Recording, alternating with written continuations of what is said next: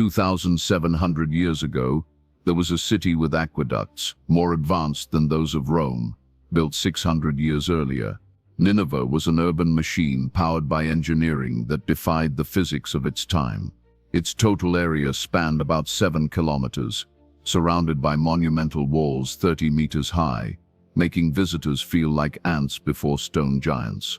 15 massive gates strictly controlled access to the city, each functioning as a military fortress, adorned with intimidating sculptures of winged bulls, meant both to impress and to warn. The real miracle of Nineveh lay beneath its citizens' feet. An elaborate system of 18 different canals brought water from distant hills through aqueducts, built from white limestone blocks and waterproof cement. This was not just a functional system, but an impressive demonstration of art applied to civil engineering. Many sections of a magnificent aqueduct erected by Sennacherib were discovered in Geran, about 65 kilometers away from the city. What made this system even more remarkable was its ability to supply an unprecedented concentration of people in ancient history. The area enclosed by the city walls housed a population estimated between 100,000 and 150,000 inhabitants, about 3 times larger than Babylon at the same time. Nineveh hosted a heterogeneous population, composed of people from across the Assyrian Empire. This explosive mix of cultures, languages, and religious traditions created both opportunities and constant tensions. The city functioned as an experimental laboratory of advanced urban life, where municipal administration techniques were developed and tested on a real scale, with artificially irrigated gardens, monumental temples dedicated to multiple deities, and splendid palaces rivaling any known construction of the era. Nineveh represented the peak of Mesopotamian urban civilization. Public gardens were kept irrigated, not just for beauty, but as a practical demonstration of technological control over nature. Sennacherib created public parks, ornamental gardens, long-distance aqueducts, complex irrigation ditches, and systematically expanded existing urban infrastructure. Some modern historians believe the famous Hanging Gardens of Babylon were actually located here in Nineveh. Built under the direct supervision of Sennacherib from atop the walls, the city stretched out like an organized labyrinth, with wide streets for royal chariots cutting through densely built blocks for housing and survival in this technologically advanced metropolis. However, one had to understand how local families organized themselves internally to face the daily challenges of urban life. 3 full generations literally slept in the same room. This was not about sentiment or cultural preferences, but pure economic survival math in a city where every square centimeter of space cost precious resources. Archaeological excavations in residential ruins revealed a consistent pattern of houses carefully arranged around open central courtyards, where grandparents, parents, children, uncles, cousins, sons-in-law, and daughters-in-law shared every inch of covered space. When a man married in Nineveh, tradition required him to bring his new wife to live and work on his family's property. But in such a densely populated city, these properties were actually tight urban spaces where the concept of individual privacy simply did not exist.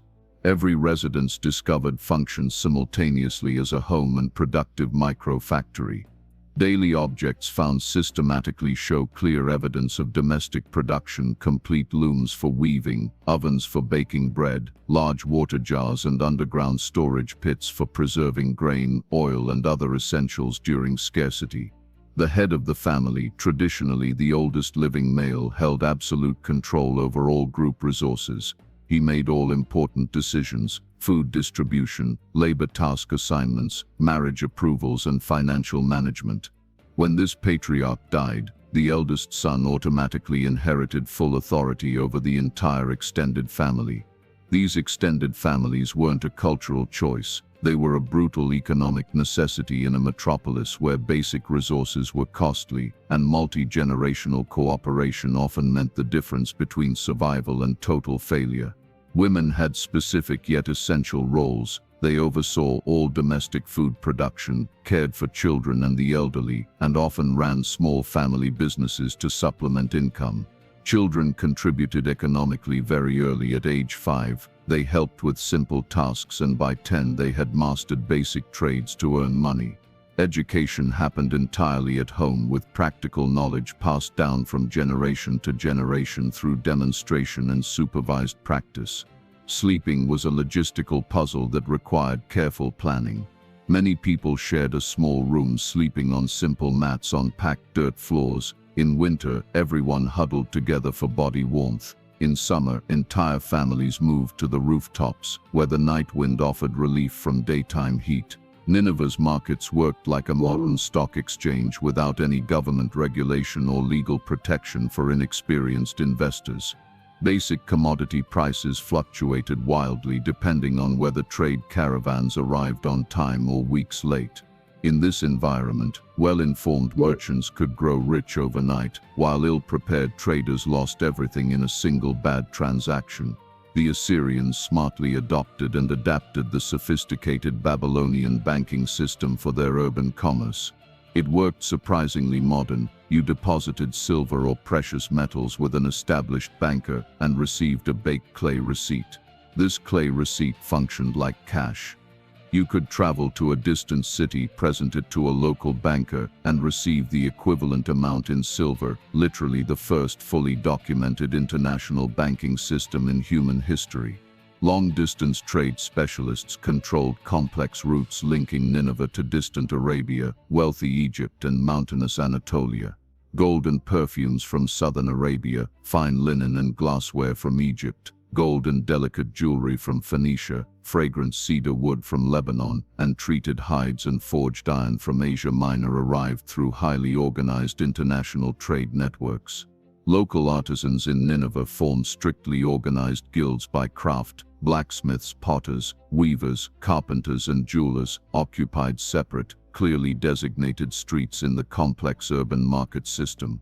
You couldn't just choose a trade, you had to apprentice for years unpaid, then pay substantial fees for official guild membership. Only then could you open your own independent business. Anyone trying to work outside this strictly controlled system faced severe punishment, often administered by the guild itself. Cuneiform commercial contracts reveal at least 50 different professions operating simultaneously in Nineveh. From military chariot makers to luxury perfume creators, each profession had its own market, internal rules, and trade secrets. Yet neither wealth nor craftsmanship guaranteed social status. Only 1% of Nineveh's population could read and write. To become a qualified scribe, you had to first master 600 cuneiform characters, then study a wide range of knowledge: practical agriculture, advanced math, administration, official religion, applied botany, business and construction techniques.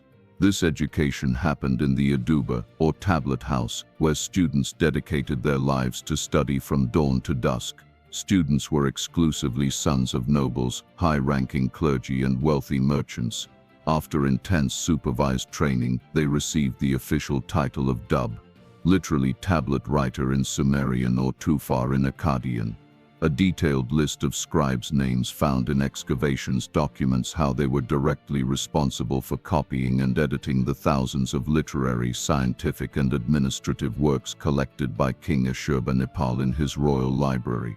These elite scribes worked as siru, officials who interpreted legal documents, copied state texts, and created new writings for the imperial government, religious temples, or wealthy private citizens. Over time, the most talented scribes became original authors of hymns to deities, epic poems like Gilgamesh, and detailed historical records. The position of royal palace scribe was so important, it ranked second only to the king in political influence. Another privileged class was professional soldiers, thanks to the highly efficient Assyrian military, known for its discipline, tactics, and advanced equipment. But for the common male population, life meant mandatory collective servitude, unpaid labor on palace construction, defense walls, and complex irrigation systems. This forced labor was disguised as patriotic civic duty. Healthy adult men were regularly conscripted away from their economic lives to work for free on imperial projects.